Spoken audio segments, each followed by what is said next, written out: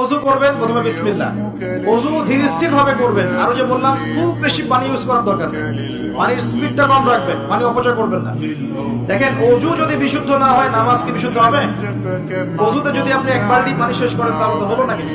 ওযুতে পরিমাণ মতো পানি ইউজ করেন, তারপরে ওযু শেষে কালিমা শাহাদা পড়লে আপনার জন্য জান্নাতের দরজাগুলো খুলে যাবে। এবার মিসওয়াক করলেন, ওযু শেষে ওযুতেও মিসওয়াক করতে পারেন, শেষেও করতে পারেন। এবার আপনি পায়ে হেঁটে হেঁটে নামাজে যাচ্ছেন, নামাজে যাওয়ার সময় বাসা থেকে বের হবেন, এমনি এমনি বের হবেন না দোয়া করবেন? কোন দোয়া পড়বেন?